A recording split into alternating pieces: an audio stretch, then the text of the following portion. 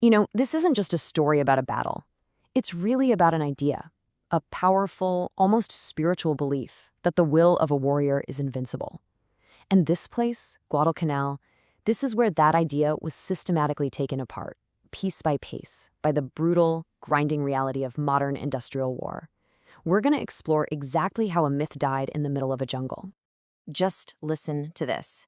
This single sentence, it captures the entire mindset of the Imperial Japanese Army in 1942. It's not just confidence, is it? It's a kind of contempt, really, born from an unbroken string of victories all across the Pacific. And this was spoken by a respected commander, Colonel Ichiki. This wasn't just talk, this was their strategy. And on Guadalcanal, it was about to become a fatal, fatal miscalculation. So here's our path through the jungle today. First, we're going to really understand this powerful myth that was driving the Japanese forces. Then, we'll watch it absolutely shatter on the beaches. We'll get into the nitty-gritty of the brutal machine gun massacres, then pull back to see the bigger war of systems at play. We'll witness the horrifying end result of that, and finally uncover the crucial lesson this one island taught the entire world about modern warfare. Okay, to understand anything that happened on Guadalcanal, you have to get your head around this one concept, sesshin. Now, it translates to spiritual power, but it was so much more than that. It was an almost religious belief that the Japanese soldiers' spirit, their discipline, their willingness to die, made them fundamentally superior to any soldier from the West. They truly believed their spirit would always, always triumph over material things, no matter the odds. And just look at how specific these assumptions were. This wasn't some vague propaganda. This was what their military intelligence was telling them. They saw American soldiers as soft, undisciplined, literally afraid of the dark. So the doctrine was simple: attack at night, create total chaos, and the soft Americans would just break and run. This core belief was about to get its first real-world test. And on August 7th, 1942, that test arrived. The United States Marines stormed the beaches of Guadalcanal. This was it, America's first major offensive of the entire war. For the Japanese High Command, this was the perfect opportunity to prove their theory of spiritual supremacy. Well, the reality was going to be a shock to their entire system. This right here, this slide just shows the insane gap between their expectation and the reality. The Japanese were expecting maybe 2,000 conscripts. What they got was 11,000 U.S. Marines from the elite 1st Marine Division, a force that had spent months training for this exact kind of assault. So from day one, the Japanese weren't just outnumbered, they were completely outmatched in terms of preparation. The Marines' main objective was this nearly finished Japanese airfield. They took it, they renamed it Henderson Field, and in that single moment, the fate of the entire campaign was basically sealed. Why? Because with that airfield, American planes owned the daylight hours. Any Japanese ship that even tried to resupply the island would get hammered from the air.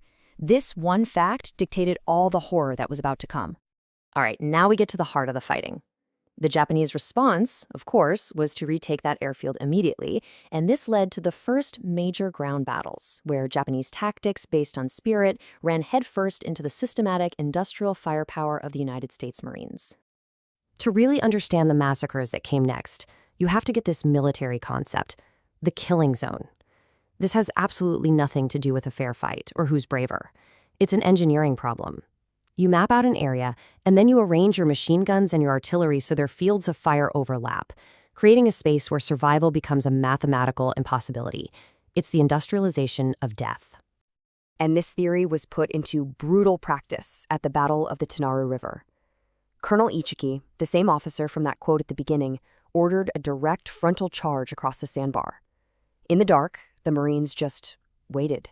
The moment his men entered that pre-planned killing zone, the water-cooled machine guns opened up, and they just kept firing. When the sun came up, tanks moved in to finish the job. The numbers, well, they tell the whole brutal story.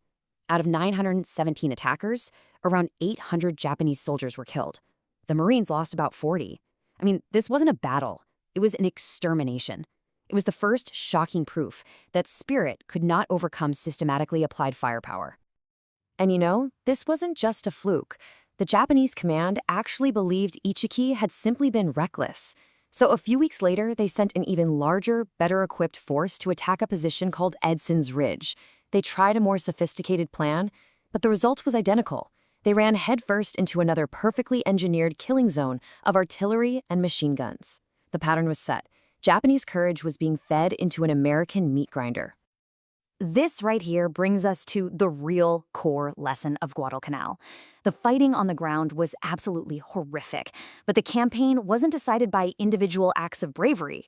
It was decided by the clash of two fundamentally different systems. One was based on an ideology, the other on industry. This forces a really uncomfortable question, doesn't it? If the unparalleled courage of your soldiers isn't enough to win, then what is? This is the exact question the Japanese high command was now facing. Their entire military philosophy was built on the idea that spirit was the ultimate weapon, and it was failing, badly. So what was the real secret to victory? And the answer is right here. This slide is the whole story. The Japanese relied on something called the Tokyo Express, these fast ships that could drop off men at night, but not heavy equipment or food. The Americans, meanwhile, had a constant convoy of supply ships. This meant Japanese soldiers were out foraging for routes while Americans were eating canned rations. And most critically, look at that medical line, almost non-existent versus field hospitals with sulfa drugs. One army was being sustained, the other was literally being abandoned. So, as the months dragged on, the complete and utter failure of the Japanese system had horrifying consequences. For the thousands of Japanese soldiers now trapped on that island, the greatest enemy was no longer the Marines. It was their own broken supply line. This quote, this is from a captured Japanese medical report. It's just devastating. It reveals a complete societal collapse happening within their army. Men were dying by the dozens every single day, not from bullets, but from starvation, malaria, dysentery, infections. Their system for caring for its own soldiers had completely, totally failed. And this chart shows the final grim result of that broken system. Of the 36,000 Japanese soldiers sent to Guadalcanal, just look at these numbers. Almost as many died from disease and starvation as were actually killed by the enemy. Think about that. Their own logistics killed them. That is the ultimate failure of a military system. Finally, in early 1943, the Japanese accepted reality. In a brilliantly executed nighttime operation, they actually managed to evacuate the survivors. It was a tactical success, for sure, but it was a profound strategic admission of defeat. The island was lost, but maybe more importantly, the myth of their own invincibility was lost right there with it. So what's the ultimate lesson from this jungle hell? The things learned on Guadalcanal didn't just stay on that island. They echoed through the rest of the war. And honestly, they offer a timeless insight into how modern conflicts are actually won and lost. For the Japanese, the revelations were just crushing. Spiritual power was not some magic bullet. Logistics weren't secondary, they were everything. And American industrial power was a force of nature they couldn't hope to match. For the Americans, it was proof.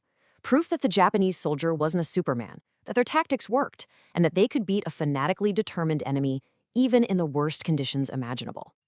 So the final verdict here is pretty much unavoidable. The individual Japanese soldier was as brave and as tough as any soldier in the world. But you know what? It didn't matter, because modern war is a war of systems. The American system of logistics, of medicine, of firepower, it simply overwhelmed the Japanese system that was built on a myth. And in the jungle, reality always wins. And that brings the lesson of Guadalcanal right to our doorstep today. We celebrate individual courage, and we absolutely should. But this battle forces us to look a little deeper, to ask a much harder question.